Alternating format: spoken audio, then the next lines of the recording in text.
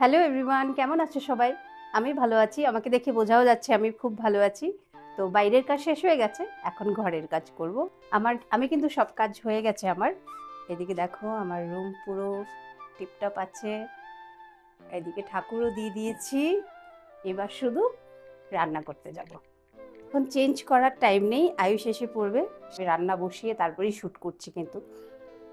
সমস্ত কাজ আমার হয়ে গেছে। আমার কিচেনও পুরো টিপটপ আছে। এদিকে আমার ড্রেস একটু এলোমেলো আছে।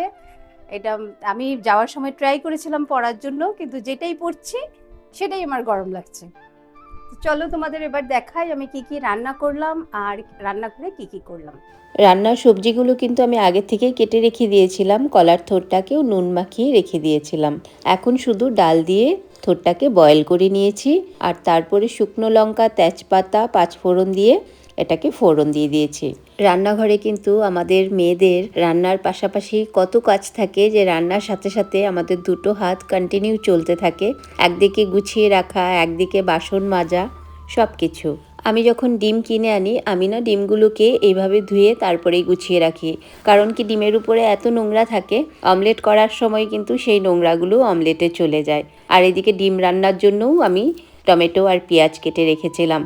রান্না করতে করতে না যখন যেটা বাসন বের হয় আমি সাথে সাথে ধুয়ে নেওয়ার চেষ্টা করি, না হলে সিঙ্কে যখন অনেক বেশি বাসন হয়ে যায় তখন আমার সেটা একেবারেই ভালো লাগে না। আর এই দেখো, আজকে যে আমার রান্না কমপ্লিট হলো না, এই জন্য আজ আয়ুষ তাড়াতাড়ি চলে আসলো। তাই জন্যে আমি ডিমটা না আজকে কুকারে বানিয়েছি। আজকের রান্নায় ছিল মসুর ডাল থোড় দিয়ে, এদিকে ডিম চচ্চড়ি, আর থোড় দিয়ে আলু পেঁয়াজ দিয়ে ভাজা। যখনই থোড় রান্না করি তখনই মনে পড়ে আয়ুষ হওয়ার সময় আমার না খুব থোড় খেতে ইচ্ছে করেছিল, তবে রাতের বেলা ইচ্ছে করেছিল, আর পরের দিনই আয়ুষের জন্ম হয়ে গেছে, তাই আর খাওয়া হয়নি। আজকের ব্লগ এখানে শেষ করলাম। টাটা, বাই বাই, সবাই খুব ভালো থেকো। বাই।